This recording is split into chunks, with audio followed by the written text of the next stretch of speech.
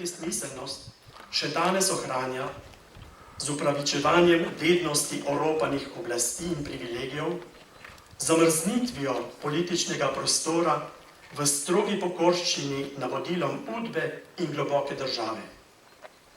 Označuje se v načrtnem preoblikovanju duhovnega profila ljudi s pomočjo prevladujočih servilnih medijev, ki potiskajo narod v ideološko zaslepljenost in duhovno praznino, ki povzroča izgubo dovzetnosti do svoje zgodovine, izgubo čuta za pravičnost in ugašanje potrebe soočanja z resnico.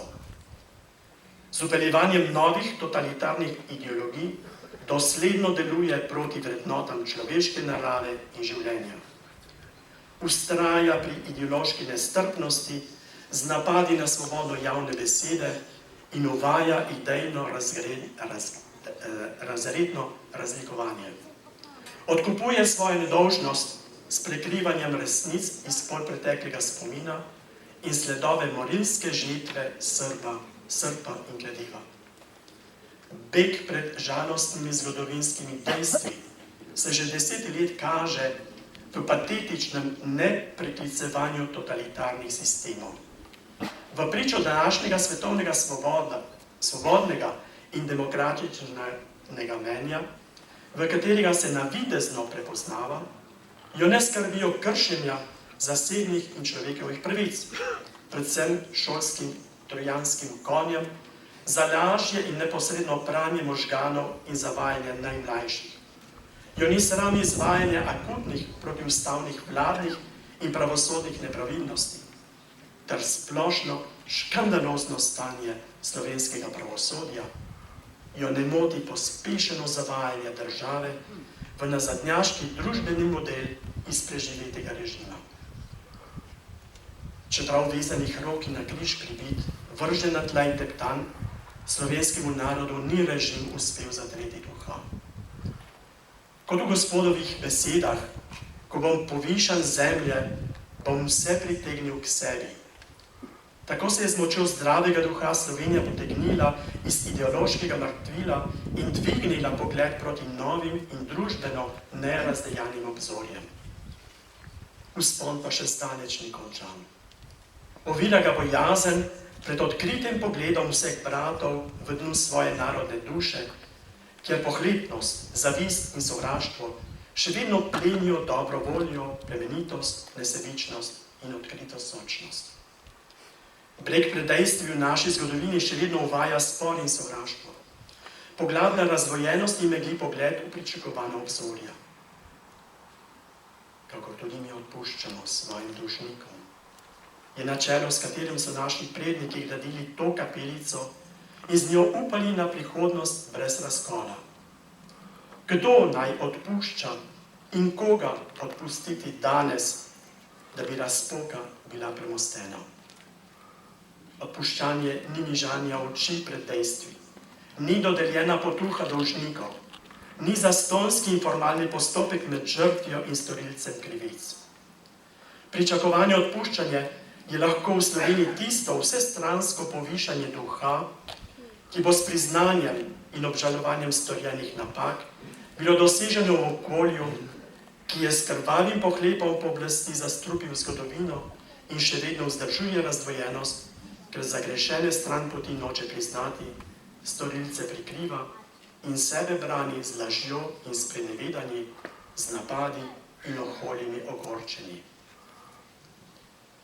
Ne pusti nas v skušnjavo, da bi v zamegljenem nazorskem prostoru in idejno razdejani družbi nas ne pregnala malodušnost pri vzpostavljanju pogojev za uspešno delovanje temeljnih krščanskih vrednot dialoga in solidarnosti, s katerim je možna gradnja boljšega in trajnega sožitja, temveč reši nas vsega hudega, nastalega v dominantnem gospodovanju oblasti, prevzete na podlagi navidezne demokracije, ki vodi k uničenju zasebnih pravic in osebnega dostojanstva, pospešuje zastrupljanje družbe z mrtvili, ki deluje proti krepitvi vzorne demokratične države in narodne zavesti njenih prebivalcev.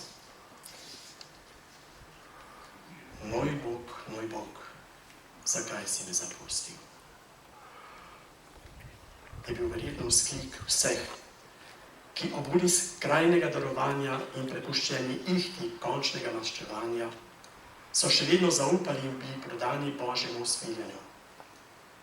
Žolčem jeze, napojena in preizkušena življenja v iskanju resnice, prežeta z zvestobo in ljubeznijo do svojega naroda in domovine, so bila v molitvi darovana njemu za odkup poroštva lepših dni, medsebojnega razumevanja in gradne nove zgodovine, pisane v zglednem spoštovanju pravičnosti, miru in svobode.